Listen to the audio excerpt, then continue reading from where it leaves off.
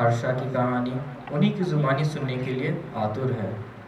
लोगों की बेसब्री को खत्म करते हुए आयोजक ने सबका ध्यान आकृष्ट करते हुए हर्षा का स्वागत किया। नमस्कार भाइयों और बहनों। आज इस भव्य अवसर पर भगा हम देना। सबके समक्ष प्रस्तुत है हर्षा देवी, जिन्होंने अपने समाज को एक नई पहचान दिलाई है। तो आइए जोरदार तालियों के साथ स्वागत करें हर्षा देवी का।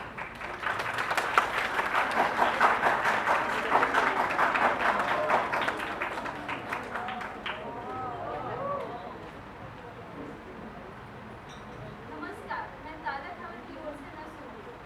आपसे मिलकर मुझे बहुत खुशी और गर्व महसूस हुई।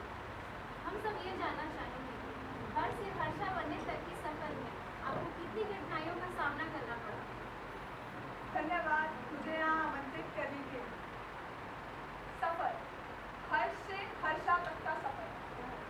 ये सफर आसान तो नहीं था। मैं पैदा उस पहचान में हुई थी जिसकी उस वक्त कोई पहचान नहीं थी। बचपन से ही मेरी पहचान को हर मोड़ पे दबाया था। अगर मैं बात करूँ अपने जन्म के समय, तो मेरे पिता को एक बेटे की उम्मीद, जो उनके घर का चिराग थे। पत्रकार के प्रश्नों ने हर्षा को अपने अतीत के दिनों को याद करने पर मजबूर कर दिया। कहानी की शुरुआत हर्ष के जन्म से होती है। अजय का परिवार एक छोटे से शहर में सुकून की ज़िंदगी जी रहा है। अजय की एक प्यारी बेटी है, किंतु अजय को हमेशा से एक बेटे की कामना थी, जो उसके वंश को आगे बढ़ाता, उसके बुढ़ापे का सहारा होता। जब उनकी पत्नी पुनः गर्भवती हुई, तो उसे उम्मीद थी कि उसे पुत्र की ही प्राप्ति होगी, किंतु विधाता ने तो उसके भाग्य में कुछ और ही लिखा था। राजू, कहाँ हो? जल्दी रही यार, कुछ कभी किसी भी वक्त आ सकती है। बस मैं पहुंच ही गया हूँ।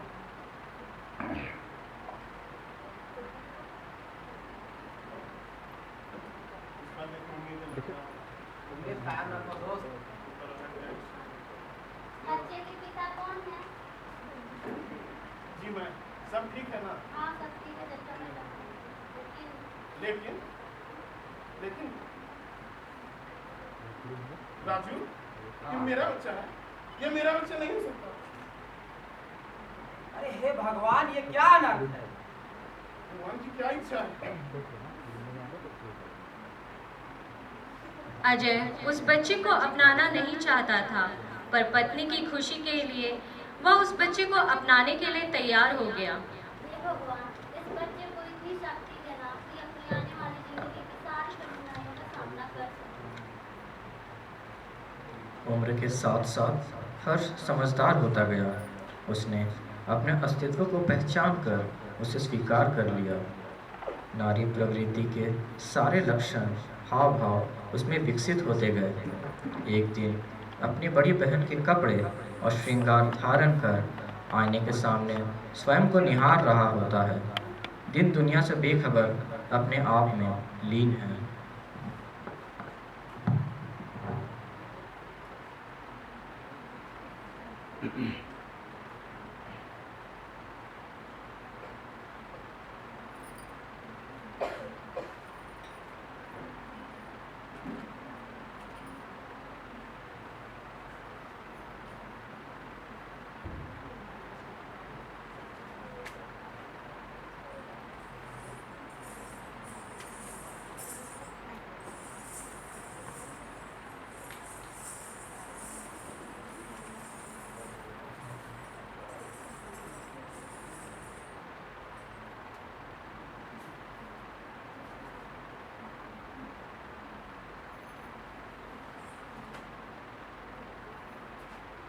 हर्ष बेटा, मामा, क्या कर रहे हो बेटा? खाना खाने का समय हो गया है, जल्दी आ जाओ।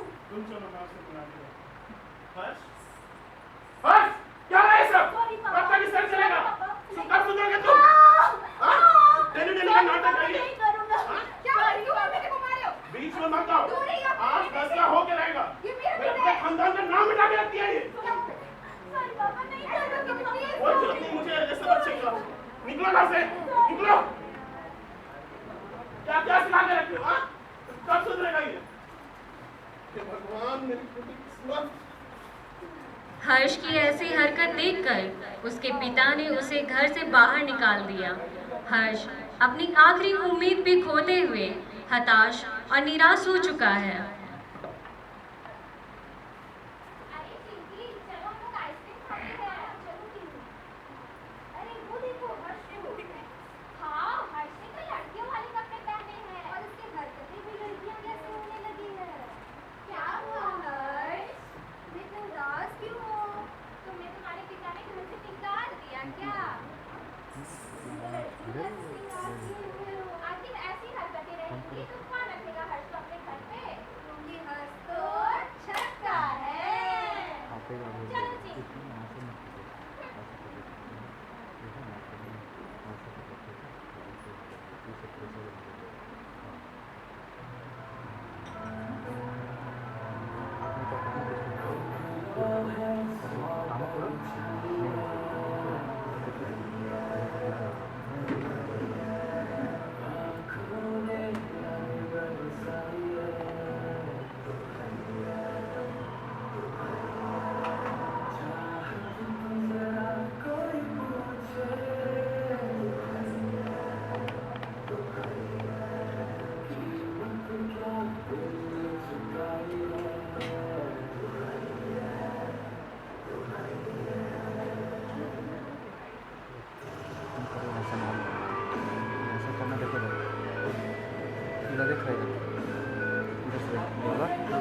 इसे देखो इधर इधर क्या होता है, इसे घुमाएगा ना, देख रहे हैं लार्ज हो रहा है, छोटा हो रहा है, ठीक है। तो तुम फोकस करना स्टार्ट करो, जैसे इसे घुमाएंगे इसको, ठीक है, एक जगह होल्ड करके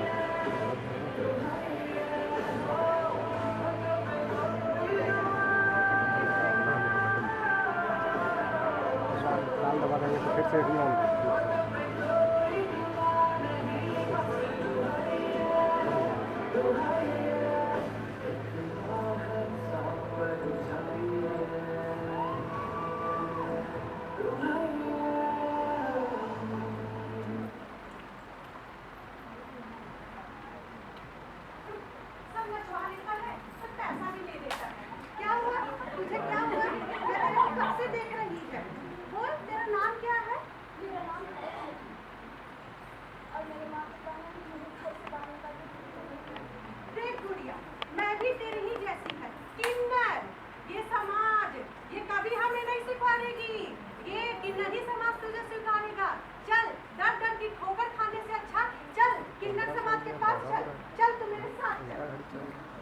हर्ष अम्मा का साथ मिलने पर खुश है। एक बूढ़ी अम्मा ही है जिसने उसे हर परिस्थिति से लड़ने की प्रेरणा देती है और उसे अपने साथ अपने घर ले जाती है। अरे चिंकी पिंकी, देख हमारे साथ कौन आया है? कौन आया है? अरे जो हम लोग के साथ हुआ वही इसके साथ हुआ। कोई अपनाना ही नहीं चाहता है हमें। जा पलमा, इसे लेके जा। जा जल्दी लगा इसको गजरा। अब हर्षा के रूप में दुनिया के सामने उपस्थित है। उसने अपने अस्तित्व को पूरी तरह से स्वीकार कर लिया है। कुछ दिनों के बाद हर्षा अम्मा से कहती है कि उसे पढ़ना है। अम्मा, हाँ बोल, मैं पढ़ना चाहती हूँ। क्या अम्मा? पढ़ के क्या ही करेगी? आखिरकार इसे तो ताली ही ना बजाना अरे है। तुम लोग का खिखी कब बंद होगा रे? अगर तुम अपने समाज को नहीं सुधारोगी, अपने समाज को नहीं आगे बढ़ाओगी तो कौन आगे बढ़ाएगा? बोलो जरा। अम्मा, मेरे भी कुछ सपने हैं। ये देखिए, ये भारत की पहली किन्नर न्यायाधीश है। इन्होंने हमारे समाज के लिए बहुत काम किया। और ये है गौरी सावंत, ये सामाजिक कार्यकर्ता है। क्या इनका साथ देकर के हम आगे नहीं बढ़ सकते क्या? ऐसे हम लोग कब तक बैठे रहेंगे? तू ही जा और जाके साथ दे इसका। ये अम्मा भी कभी पढ़ना चाहती थी, पर देखो आज ये समाज की वजह से सिर्फ ताली ही ठोकती है। चल गुड़िया, मैं तुझे पढ़ाएगी। चल जा जा, पढ़ा ले, देखती हूँ मैं क्या होता है। ताली ही चल चल, नाचने जाना है। चल चल चल, बजा दो। चल चल चल, नाचना ही तो है, अभी नाचना ही तो है। हर्षा अब 30 वर्ष की हो गई है और अपने किन्नर समाज के प्रति होने वाले अन्याय के लिए आवाज उठाना शुरू कर चुकी है।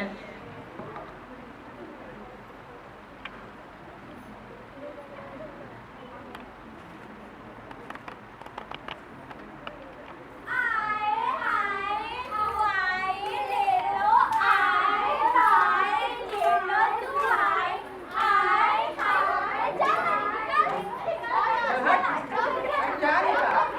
भगवान हाथ पैर नहीं दिया है, इसे कमा के नहीं खा सकती है। चल भाग।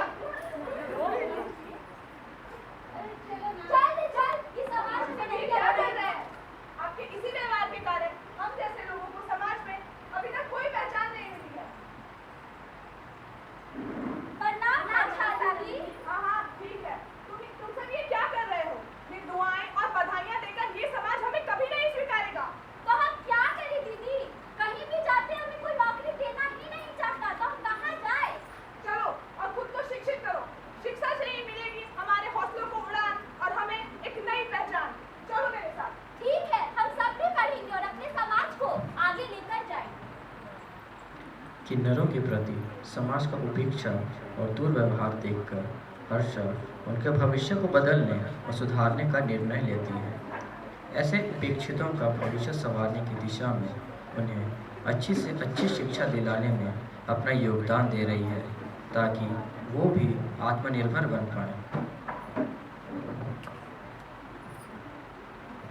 इस साक्षात्कार के माध्यम से हर्षा जी न सिर्फ अपने किन्नर समाज को प्रेरित कर रही, बल्कि समाज के अन्य लोगों को भी किन्नरों के प्रति समानता का व्यवहार करने के लिए जागरूक कर रही है।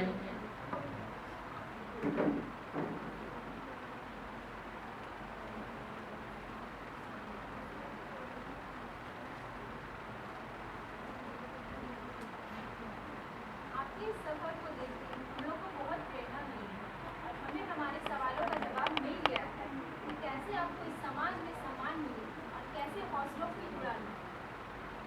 हर्षा की कहानी सुनकर सबकी आंखें नम हो गई।